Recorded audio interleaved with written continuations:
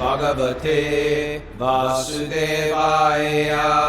Om Namo Bhagavate Vasudevaya. Om Namo Bhagavate Vasudevaya.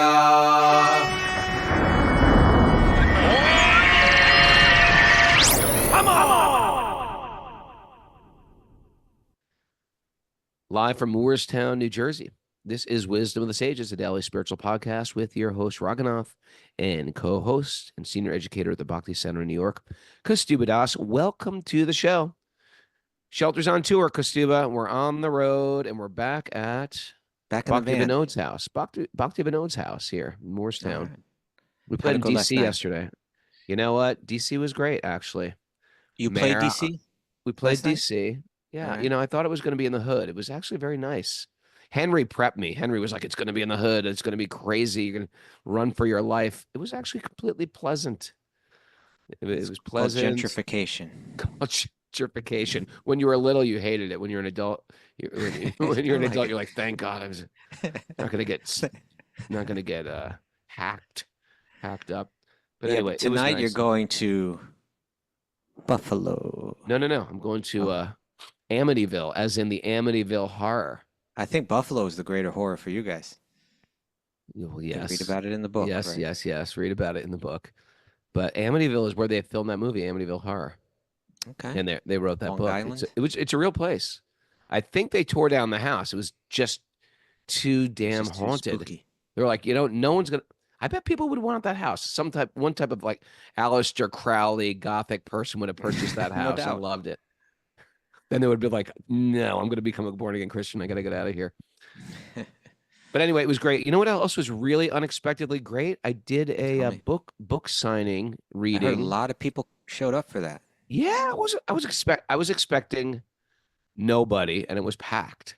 What kind of people came? Like hardcore people? Yeah, like fans. Yeah, it wasn't like, was like all Indian people. They're bringing you like dokla or something like that. I wish. But it was just like fans of the band who went to the library. Somehow they got the word out. And my brother-in-law came, which was very interesting. My older sister's brother and his nephew came. Okay. Is that the one that got my into nephew, the show? his son. What's that? Is that the one that came to the show in New York? You had a nephew? No, another nephew. All my brothers and sisters, I think they thought I was a little nuts. Their kids think I'm the cool uncle. You see that? Good, Rogan. So that was really nice. And Henry was there, and little Mara was there, and all our old friends from DC were there. Okay, Rogan. No, that was really cool. I know we could reminisce about this the whole show, but since you mentioned Mara, I think now would be the time to segue into the announcement. Ian Mackay got a book. Oh, he came to the library? No, he wasn't there, but he wanted a book. So somebody great. brought me a book to sign. Yeah, nice. It was cool. Did you slip a little Wisdom of the Sages postcard in there? I should have. I didn't do that, man. I should have done that. Here, you might like this. Maybe try this on. That would be great if Ian Mackay if he became like a daily Zoomer.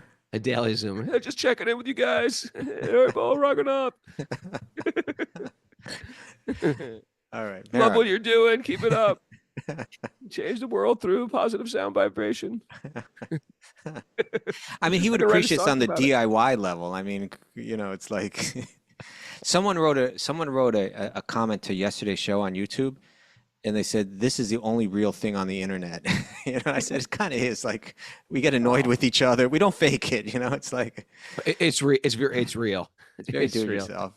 So he would probably appreciate it on that level. Yeah.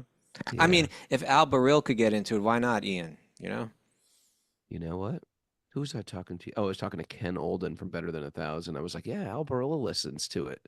And he's like, yeah, that makes sense. Everyone's getting old now. They want some direction. Yeah. Yeah. Okay, Mara. What's happening, Mara? Back in DC. Mara's back there. Back here at Henry's house.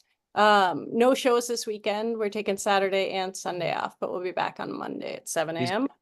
Mara and Henry had a serious powwow. And they were like, you've got to tell Kaustubha, no, no. He's gonna push you. I was like, I That's can't. not what Look, happened at all. I said, me and You're Kostuba. lying. I was like, me and Kostuba. Listen, I'm dedicated to this show, but Kostuba, he really wants to show up for this, but and they're like, no, you must pull back. You're exhausted. You need to sleep. And I was like, yeah, he does drive me hard. Guess you're just getting old and slow. You know what? I think I am. Weak. Listen, I'm on tour. I screamed my head off. I got in at 3 a.m. last night. I woke up at 8. You try screaming your head off for 2 hours on a stage. You would get on stage. I think you would leave your body. If you had to do what I did, you do one of those jumps in the air. You're like, I'm going to bed. You don't realize taking a nap. I'm like a camel, like I have endurance that you don't realize. That's why I can keep showing up for the show every day when you can. Think about it. Well, you know what? You concentrate. You're your like energy. a bull, but I'm like a camel. Okay. All right. I'll take that. I'll be a bull. And you try to control me by my nose, like control booze. Well, you need to be controlled. You need a nose ring. Think about getting a piercing there. Get him pierced. Put a ring in there. Oh man. All right. So that's the big announcement, is that there's no shows. No shows this week. Sorry, it's tough. It's tough. And then Monday's going to be like a special Q&A. I'm just going to take one question. It's going to be just Kostuba. It's just going to be Mara will be there. Kostuba fans are going to be there. They're going to love it. My fans are going to be like, all right, I get the day off. Why do you try to create division, duality? Why, Raghunath? Why? I'm just trying to support what's already there. Okay. All right. But Mara will be there. I will. I think it's important that we do shows separately. You know what I mean? I think it's important sometimes that we do shows separately, because otherwise we just get amalgamated into this, this alloy. We both are separate personalities. It's like, this is what Abbott and Costello did wrong. They couldn't have solo careers. We can do the same show together, and it's not that we've merged into each other. Okay, we maintain our individuality even when on the same show. Yeah, I think it's important to maintain that individuality and come together, unity with diversity. Okay. Yeah, so that's what we're doing now. We are each individual people. Okay. Let's do this. What are we doing today? We're doing a nugget. Still in DC. We could right skip now, the nugget head. because we've spoken so long on this. Okay. Maybe let's do the nugget. It's the nugget. It's the Guru Nanak nugget. It's a Sikh nugget. The Guru Nanak nugget. Okay. Yeah. I'm unprepared for a nugget. You just tell me. You just read it. Let me see. Where am I? It's in your notes, Raghu. Yeah. It's in your notes, but I got it. I'll read it to you. You ready? Yep. We were speaking about asceticism and austerity yesterday. And at the Bhagavatam right now, we're standing on the side of the river with Swayambhuva Manu, standing on one leg, meditating. Mm. And we spoke a bit about the value of asceticism. We were saying that you take this knowledge, and then when it's combined with some asceticism, when it's combined with some sense control, it starts to come alive. Otherwise, there are scholars that really know these books. They've retained the information, but it's never taken root in them and transformed their character, transformed their perception, transformed their awareness, elevated their consciousness. But asceticism or austerity can help that knowledge really grow. When you're all this knowledge about how we are spirit, how we're not the body, etc., it can take a deeper life when you practice some asceticism. It helps.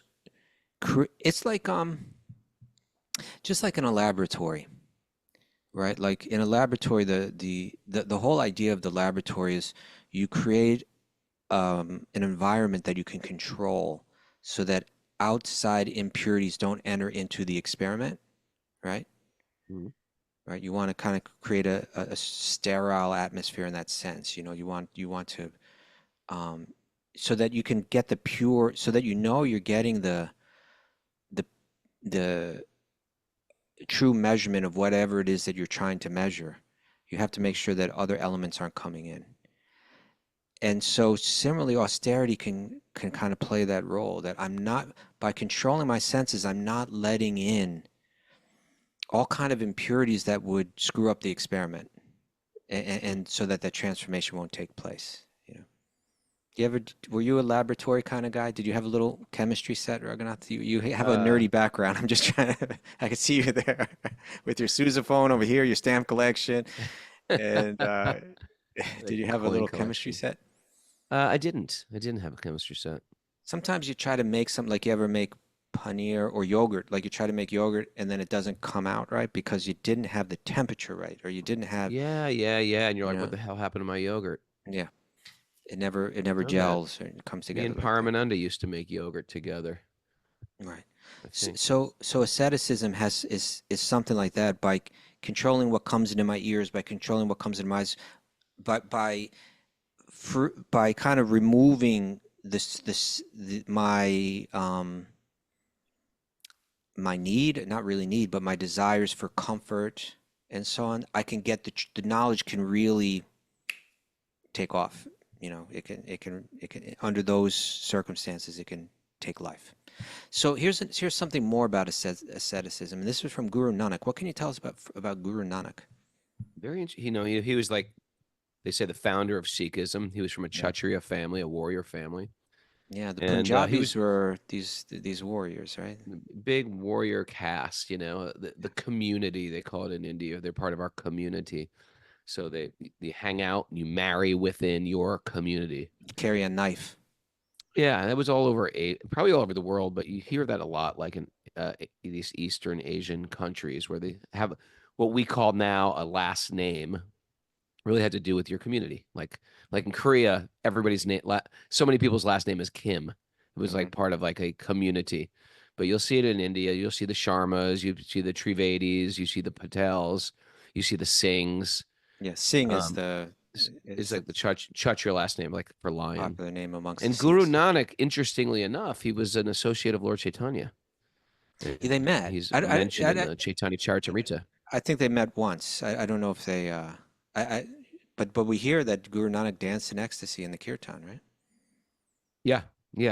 And so their philosophy with the Sikhs is, what's their mantra they chant? They chant Shri Nam. Is that the mantra they chant? Shri I Nam. don't If know. you know They it, have put it on the the board. Guru. What is But it? they The Guru basically believe in the Bhagavad Grantha? Gita. The Guru, they worship a book, the Sahib? holy book, which is Yeah. the book written by their Guru, Guru Nanak. Guru Grantha. Satnam, that's what they chant. Satnam. Satnam.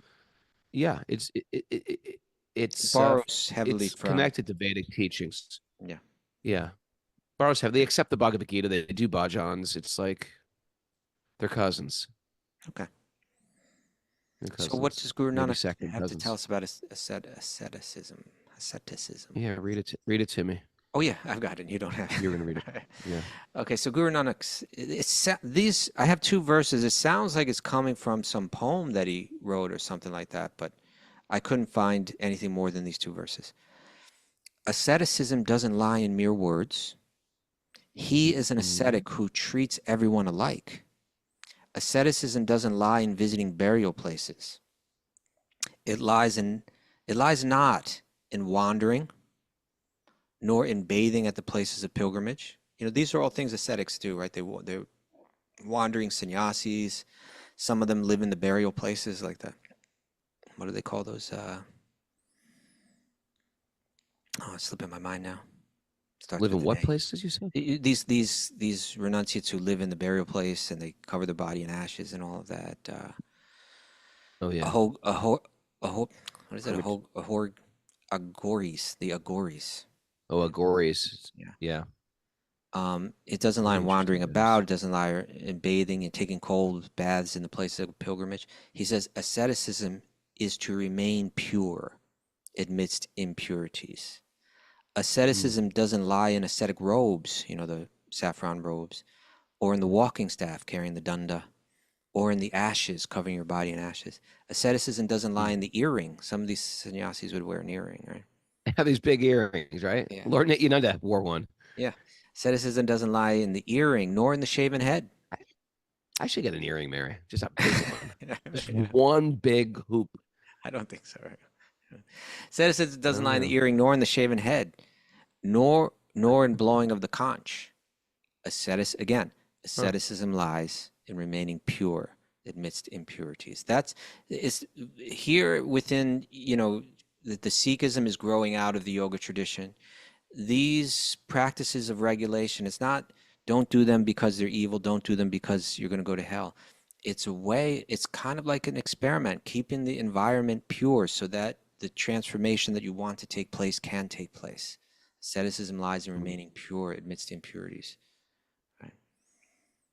And so anyway, we spoke about that quite a bit yesterday, and we'll return now to It's great. Swayambhuva Manu. Yeah. What's great? It's something we don't really, I don't know. It doesn't seem like something we deal with in the West, but in India, walking through holy places, you'll see people dressed like sadhus and swamis and saints. Yeah. But it's saying like this shouldn't necessarily be the criteria. The for externals an are not the actual criteria, the sadhu, internal. a holy Yeah. person, because they're externals, and there's people that could be working as clerks that just choose not to let nonsense into their consciousness. Yeah. So here we are going through our busy days in our workplace and raising kids and going to soccer and going in conversations and, perhaps watching, media.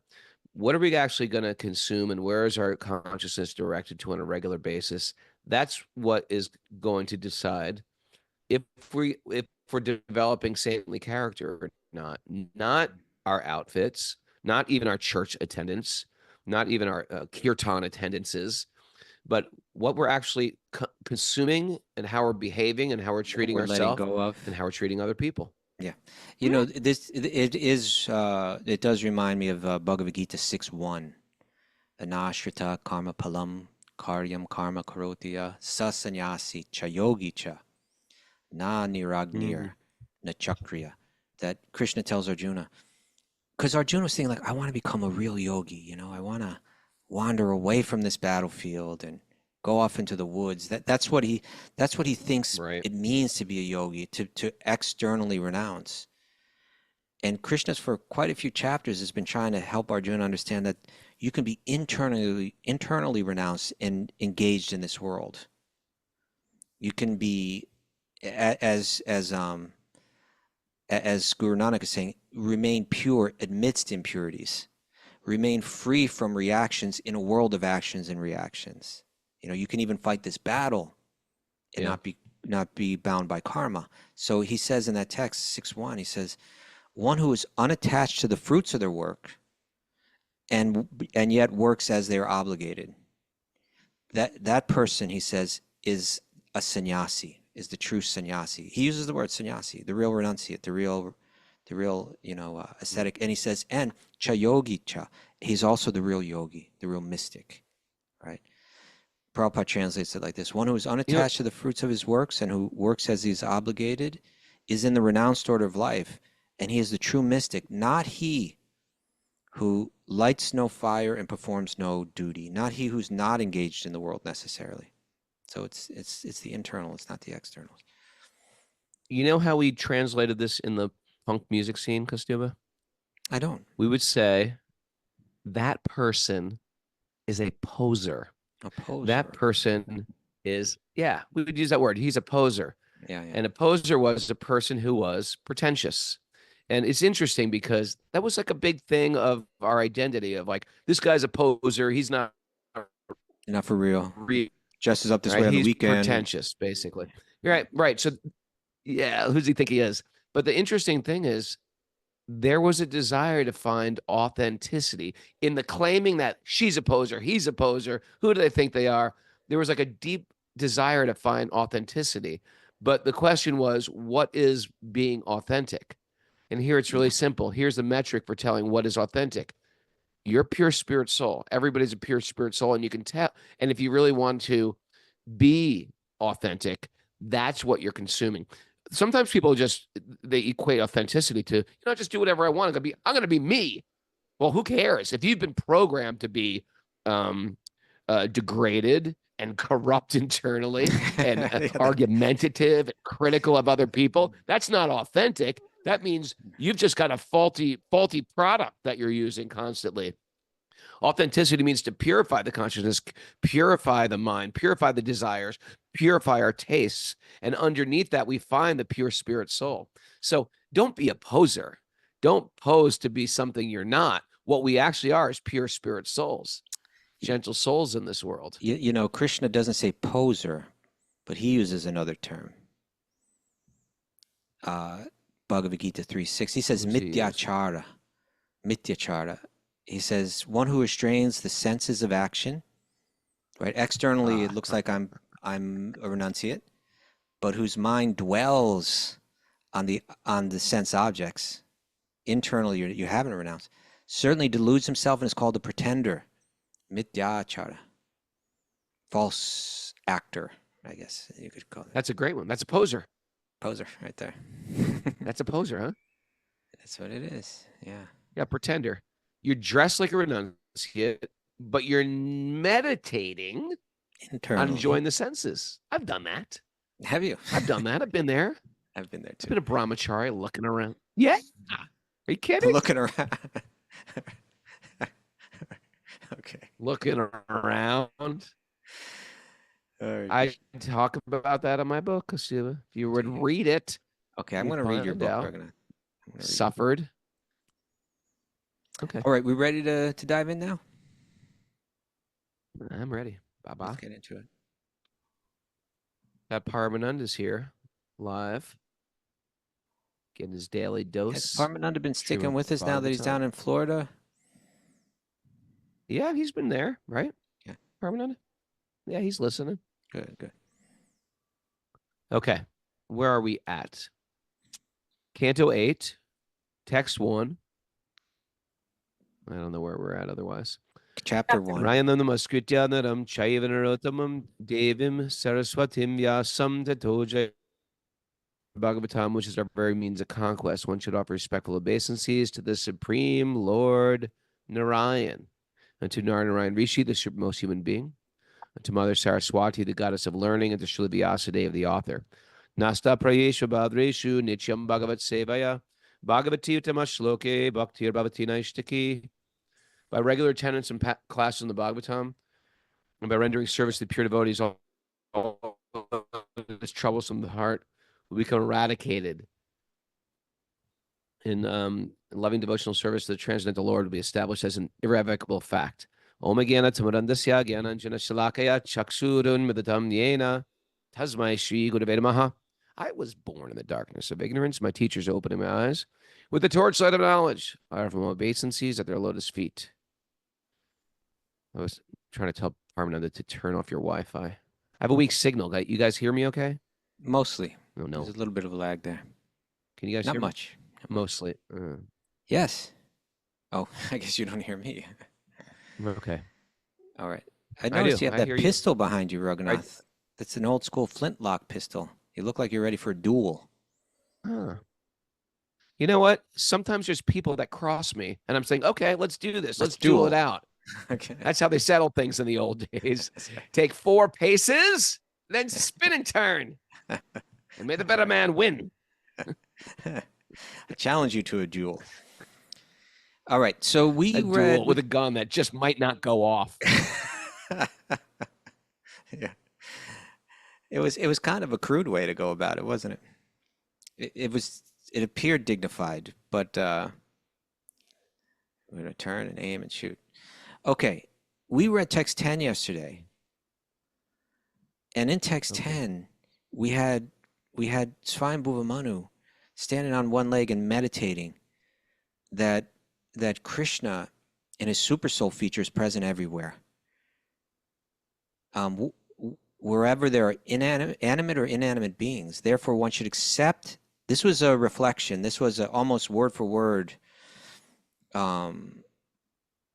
taken from the Upanishads, right? That therefore one should accept only that which is allotted to them. One should not desire to infringe upon the property of others. That we should live simply and not try to take too much. Success isn't in accumulating the most or so much more than it's accumulating what you need and then leaving the rest aside that's not meant for me. It's a different type of attitude.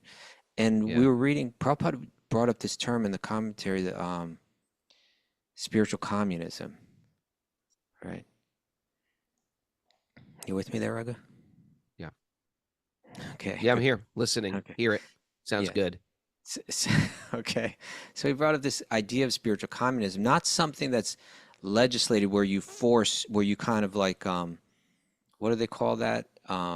Distribute the wealth, like, you know, by usurping the property of the wealthy, and you know, it's Yeah. something that's never really worked. That's regular communism. Yeah.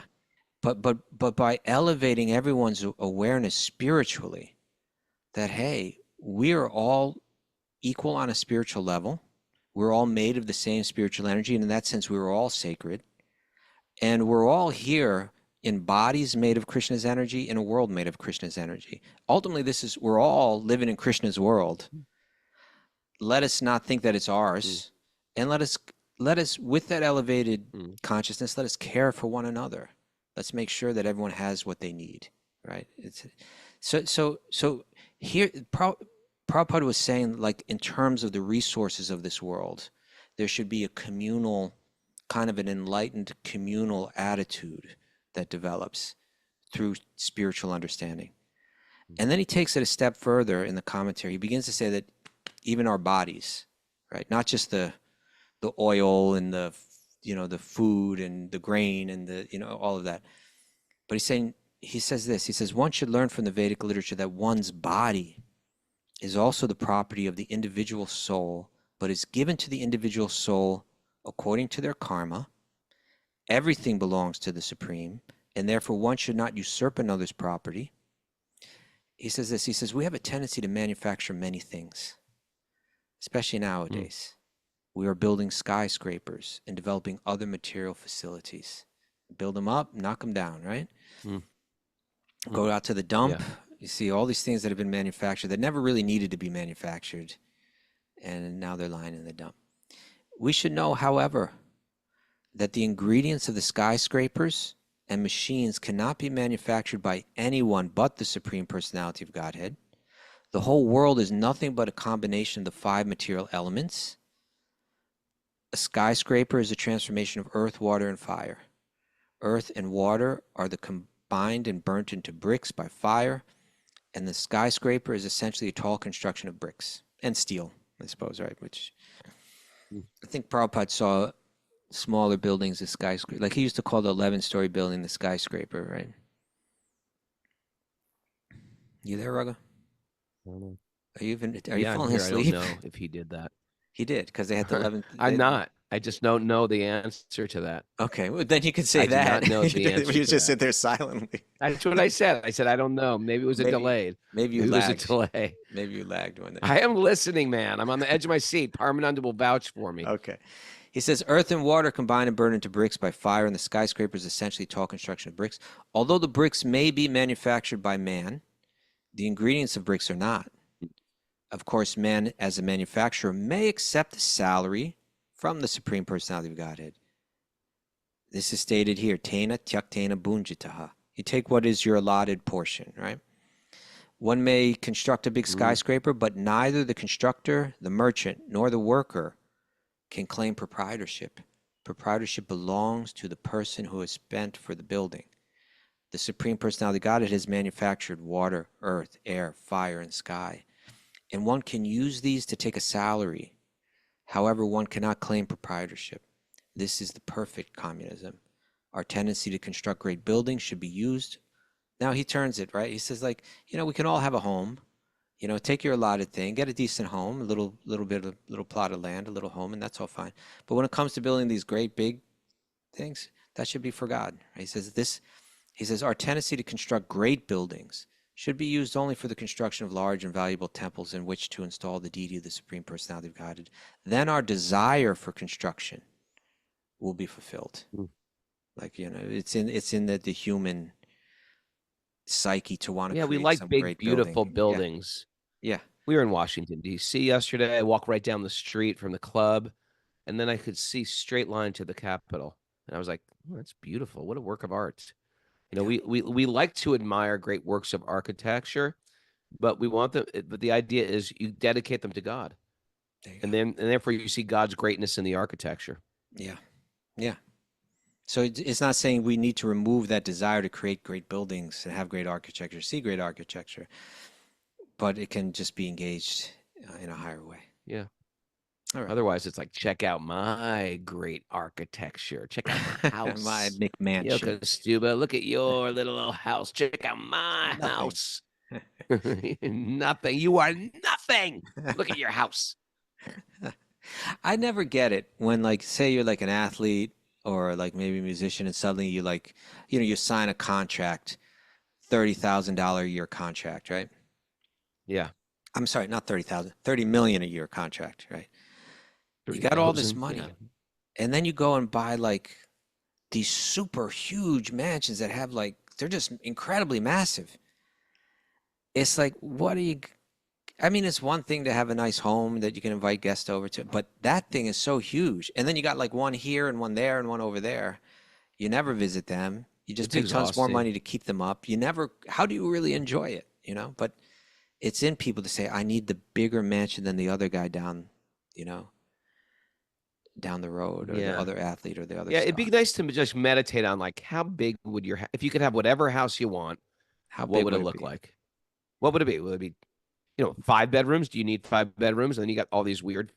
Truthfully, I don't know if I'd want all these bedrooms, It's just because then more you got to work. think like, what's happening in those bedrooms? Not only that, you could always have someone sneak in a bed, sneak in a window.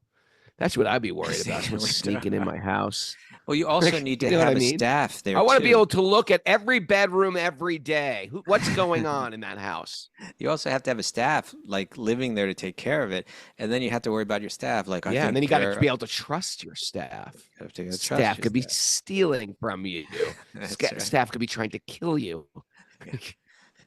These are real things, man. Yeah, Happens there's all less the time. anxiety, and then usually they just end up selling them before they ever really even enjoyed them, or like without ever really enjoying them. Maybe they have one big party, and that party is a disaster too. It's like everything went wrong. It's just Right. we just can't. We're just not Krishna. We can't enjoy opulence like he does. We have to enjoy with him, not separately from him. All right. Sometimes people see me doing the podcast in my normal space, Yeah. and we have a big house. But I've said it before. It's like I only like the big house because Super Soul is one of these things where I want lots of people to come over. You will I offer to don't have any Krishna. desire to, Yeah. because when I offer to Krishna, I don't really desire. If for some reason people stop coming, or we What will you stop do? doing this, I'm gonna pare it down and have the garage sale of a century. Okay. Yeah, Just keep the chickens and the sheep. and the tractor. Let go of the tractor. You're not gonna. All right, Okay. text 11. Text With 11. more of the meditation of this one leg standing Swayambhuva Manu. Although the Supreme Personality of Godhead constantly watches the activities of the world, no one sees him. No one sees him. Mhm.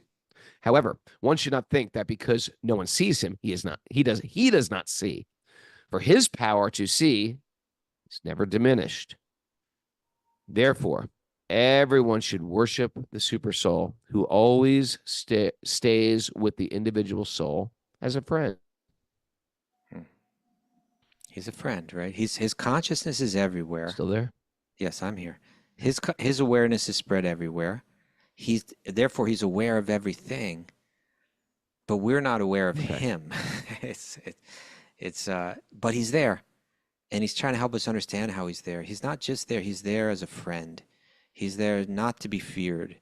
He's there not to eliminate or try to philosophically or theologically eliminate because we have some hang up about some being that is existentially more powerful. No, he's there as a friend, right? Right in the heart. All right, brother. Yeah. Text 12. The Supreme Personality of Godhead has no beginning, no end, and no middle, nor does he belong to a particular person or nation. He has no inside or outside. The dualities found within this material world, such as beginning and end, mine and theirs, are all absent from the personality of the Supreme Lord. The universe, which emanates from him, is another feature of the Lord. Therefore, the Supreme Lord is the ultimate truth, and he is complete in greatness. Okay. So this is, again, we were mentioning yesterday, Swambhuva Manu is like universally in this position of superpower, right? But he's saying, but he's not letting that go to his head. He's continuing to meditate. I'm not the power. I'm nothing, actually. There's this being beyond it all. And this being is outside. In other, it's kind of like this. Say you created a virtual reality, Raghunath. Okay. You're living in the quote unquote real world. And then you create a virtual reality. And within that virtual reality, there are different levels of property that people have and different levels of influence that they have. Wealth, And some of wealth, these video games, you collect little coins. yeah. and then within that virtual reality, different people are existing in the avatars within the virtual reality, and they're on different levels. Some of them have like a big virtual mansion and a big virtual position, and others have simple virtual homes and less virtual influence. And there's this person in there that has the big role, right? They've got like the big virtual home and the big virtual influence. But he's realizing, what is this? It's Raghunath, the one that's created this whole virtual reality that's existing in a real world beyond the laws that I'm stuck in his virtual world, under his virtual laws. Like you could create laws in that virtual world that person just had to exist with. And in this way, he's realizing I'm not influential. Raghunath, who's beyond the laws of this virtual world, is the one that's really influential. I want to connect with him, and I want to step out of the virtual world, So so he's saying he's beyond our virtual world. In other words, he doesn't belong. He has no beginning, middle, or end. In the virtual world, everything's going through cycles of creation, maintenance, and destruction. He's beyond that. His world isn't going through cycles like that. He doesn't belong to a particular person or nation. Those persons and nations they're just all existing in the virtual reality. He created the virtual reality. He's outside of it all. He's not an American or a South American or a European or an African. That's all just the temporary manifestations, cycles that the temporary world goes through, right? The dualities within this material world, such as beginning, end, mind, they're all absent from him. We're playing those games in the virtual world. He's beyond it. And the universe which emanates from him, the virtual world that emanates from him, it's just another one of his features. He's beyond it as the ultimate truth in his complete greatness. Yeah. I tell you, Special K, as I get older, everything's seeming more virtual. Everything, right? Yeah. Everything is seeming more. Time is so virtual. It's like it was just a moment ago. And then, of course, you have a home. And then all of a sudden you give up your home and you remember your old home and you think, yeah, when was that? It was a moment ago in history. And it might have been 10 years ago or 20 years ago. I mean, I saw people at the show yesterday like, wow, I haven't seen you in 30 years. So it's like all this stuff is like virtual means almost or nearly as described, but not completely or according to strict definition. Yeah. The virtual absence of border controls. And so this is what the dictionary says. So it's like, it's not quite real. It's almost real. Yeah. And that's how we're living. We're living in a virtual world. It really is that. And I think when you go, north of 50 years old, you start to see like everything's been virtual. That relationship, that marriage, that loved one, those friends, that group of friends I had. I don't see them anymore. I don't talk to any of them anymore. It was all virtual. It was all like an apparition almost. And the Bhagavatam speaks about a virtual world, and it's only as you get older when you can step away, because we are zoomed out. I remember my 40s. I remember my 30s. I remember my 20s. I remember my tweens, and they all are like clouds. You can't grip them. Huh. Raghunath, it's so interesting what you're sharing, because when we think of like older people, like let's say even how they're definitely in real life, but let's say maybe how they're presented often in art, like in films or in novels or something like that. Yeah.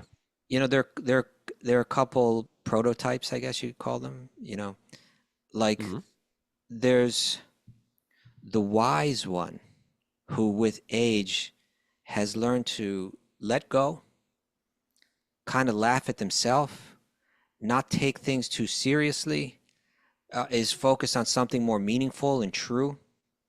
And the petty Mm. things of this world, they've kind of said, oh, I I don't get caught up in them anymore.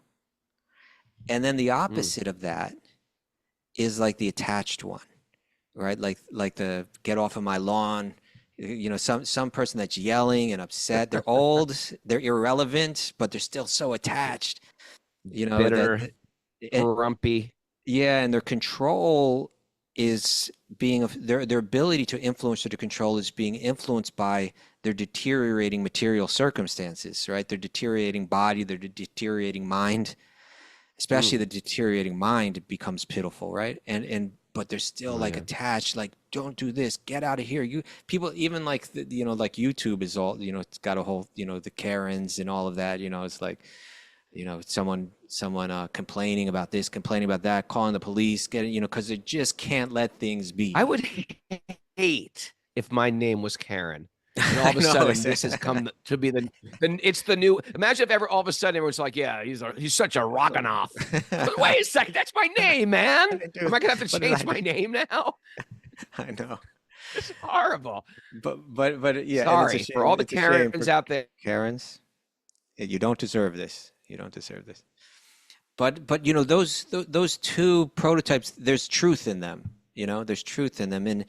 And if we're contemplating this knowledge, this we're doing ourselves the best favor by Right. daily contemplating this kind of stuff so that we can learn to have that mind that's let go of everything petty, and is able to bring their mind to what's Right. really meaningful as we grow old. Otherwise, it's a very, very sad situation. Pitiful. Interesting. Yeah. Can someone chat GPT and find out how we got onto this word How Karen? Who did started Karen this? come? Throw that on the message board. I'm dying Karen? to figure it out. Okay. Where are 13? we? 13. The entire cosmic manifestation is the body of the supreme personality of Godhead, the absolute truth, with millions of names and unlimited potencies. Mm. He is self-effulgent, unborn, and changeless. He is the beginning of everything, but he has no beginning. What? That doesn't make any sense. He's the beginning of everything, but he has no beginning. You want to talk Because about he now or at has, the end of the verse? Read the whole huh? verse. We'll read the whole Okay. verse and we'll come back. Because he has created this cosmic manifestation by his external energy, the universe appears to be created, maintained, and annihilated by him. Nonetheless, he remains inactive in his spiritual energy and is untouched by the activities of this material energy. Puts Okay. everything into perspective, huh? Well, yeah, it's kind of Krishna is simultaneously embodying apparently contradictory qualities or abilities, Mm, right? right. So he's let's start at the beginning. The whole everything is his body. Okay, he has millions of names and unlimited potencies. This is also significant in Vedanta because it's saying that the absolute truth, that which is beyond the changing world, right? Mm-hmm. That which is aksara, that which is everlasting, spiritual, Brahman, right? That that Brahman has qualities, has unlimited millions of names and unlimited potencies. He's got various different types of energies. It's a different type of understanding of Brahman than that of the Advaita Vedantins, where it's just like just a oneness without any qualities. He's self-effulgent, unborn. There's nothing that needs to light him up, right? He is the light. He's unborn. No one gave birth to him. He's existed eternally and changeless. That's when you say he's changed. I wonder what the Sanskrit word is for changeless here. You ever get people who try to get you with that one? Oh, Krishna invented everything. Krishna created everything. Who created Krishna? They think they like gotcha. Well, that's yeah. We can get into that too. There's a whole, but I'm just That's a very definition of. yeah. Okay, you're Uh, already past that. You're on the next description. well, yeah, we could go back to, but I just wanted to. It's saying that he's changeless, so therefore he's beyond the workings of the material world. He is Brahman. It says that he's the beginning of everything, but he has no beginning. In other words, this world begins with him. The birth of this world begins with him. You know, it goes through a cycle of creation, maintenance, destruction, and then it has to begin again. So he's the beginning of everything, but he has no beginning. He's outside of the world where there is beginning and end. He's beyond it. Because he has created the cosmic manifestation by his external energy, the universe appears to be created, maintained, and annihilated by him. Nonetheless, he remains inactive. In other words, he's creating everything, maintaining everything, and destroying everything, and yet he's inactive because he himself is not caught up in the karmic cycles of this world. He's beyond them. So he's untouched by the activities of the material energy. We create something, maintain something, destroy something. We get caught and bound in a cycle of action and reaction. He can effortlessly create, maintain, and destroy countless universes, and there's not a touch of karmic bondage for him. He's just entirely beyond that cycle, that realm of action and reaction. All right. All right. We have Text time 14. for one more. Let's do one more. All right. Therefore, to enable people to reach the stage of activities that are not tinged by fruitive results, great saints first engage people in fruitive activities. Clever. For unless one begins by performing activities as recommended in the Shastras, one cannot reach the stage of liberation or activities that produce no karma, no reactions. Yeah. Very interesting. We're not trying to get good karma. Right. People get lost in good karma. People forget who they are in good karma. Good karma can ruin your life, we say. We're trying to get a karma, no activities that give you no reactions, activities that don't give you a material body in your next life. And another interesting thing about this verse is it's saying that when we read these Vedic texts, they're speaking to people on all different levels. So what's an appropriate instruction for a person on one level you'll find in the 4 Vedas, and then you'll hear another instruction that seems to contradict it in the Upanishads, and another instruction that seems to contradict it in the Bhagavad-gita or the Srimad Bhagavatam, because he's speaking to you on your level.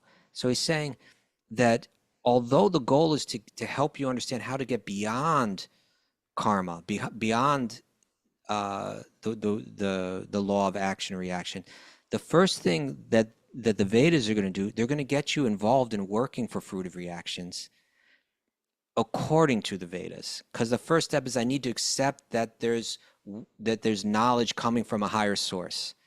And if that knowledge coming from the higher source says, let go of everything, I may not be ready for that. But if the knowledge from the higher source says, I can show you how to be happier in this world and how to enjoy in this world, then you say, okay, I'll accept that. And now you've put your faith in these ancient texts. It's giving you some footing in the wisdom of the ancient texts. And then they can gradually take you to the next step and the next step and the next step.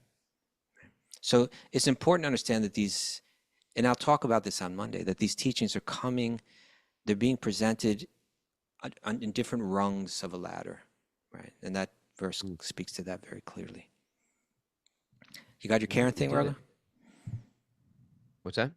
The Karen thing? What's that? The Karen thing. It's a whole thing. It started on the internet. I don't know if anybody can claim ownership of it, but these are an interesting thing. It's like you tell these, like when we were little, there were like jokes that were viral. They got spread around the country. You don't even know who even invented them. Or thing like if you drink Coca-Cola and Pop Rocks, your head will explode. Things like that. Like everybody said it all around the world. You can figure out the origins of it. I don't think anyone really knows the origin of particular videos. Okay. Anyway, All It's right, not you ready, Rob? important. That's it for It's not today. You important you, just you, do it. you go and rock out. Let's not dwell on the unimportant. That's right. You go and rock out for Krishna this weekend. We'll see you on Tuesday. Yeah, someone's got to do it. Someone's got to rock out for Krishna. I'll take up that mission. All right. Miss Mara, are you there? Is she still there? I am here. I have Oh, hey, bad internet though. It's a And little- hey, takeaways? Mara. I do. Let austerity purify your mind to deepen knowledge and transform. Okay. Asceticism Mara. lies in remaining pure amidst impurities. Correct. At least according to Guru Nanak. Yes. What are we going to consume and where will we direct our consciousness? Okay. It's a question. Order. It's kind of It's nice to have a question. A a couple. okay. Yeah, makes you think a little. All right. See God's greatness in architecture. You can. We can't enjoy a big house like Krishna. We could try, but Could it try. doesn't work out. Yeah. Could have like a game room. What else could you do? We're stuck in Yeah. Krishna's virtual world and he is beyond. Let us out. Give Let up us the out. petty. Give up the petty or aging becomes pitiful. Pitiful. Pitiful. Karen screaming at everyone. Don't call them Karens. I feel bad for the Karens of the world. They didn't ask to be named Karen. Perfectly fine name until these memes came up and Yeah. I know. It was a great name. People were, Karen, hey, Karen, how are you? Now it was like, hey, Karen Karen. Carpenter. Well, that's my actually, that's actually my name. Well, don't be a Karen. Krishna is beyond karma. Is there a And male version of Karen? I think they'll call the male Ken? Karen if they have to. A male Karen. Okay. And Yep. Kastuba is a camel and Raghu is a bull. okay. Not bad. Not bad. I'll take it. Thanks, everybody. Thanks, everybody who joined us late. Hey, remember, we got our Wisdom of Sages retreat. Wind down your beautiful time to be upstate, too. The changing of the leaves. Coming up. That is Columbus Day weekend. Go to wisdomofsages.com to register. Also, we are talking about January already. If you want to get away, come to India with us for our wisdom training. Thanks, everybody. Join late on Zoom. You want to join Zoom? You can. You get the codes from Miss Mara, wisdomofthesages108@gmail.com. She'll send you the secret codes. You can join in a coven. Libby Black, good to see you. That looks like where the coven meets there, down in that basement. Lit. What's Mara gonna do? You're just gonna go back up to Super Soul? You're gonna Yeah, what's she going to do without me? Can she have an existence without me? How can that happen? Mara's completely independent. She just floats around. She's self-satisfied wherever she goes. I'm a little more needy. Okay. Joey, good to see you. Ahsoka G, Saraswati, Linda. All you people cheating at work today? El Chapu. Lit. Salty Annie. All right, I'm out of here. Gotta go back on tour. Beautiful day. You have to hurt yourself out there, Say Rugger. goodbye, Paramananda. There he is. Gotta move your finger, Rugger. There it is. It's Hanuman. Nice. Bhagavad-gita. No coconut water. Coconut water. Beautiful day for a beautiful day. Let the magic continue to flow. Stage dive. There we go.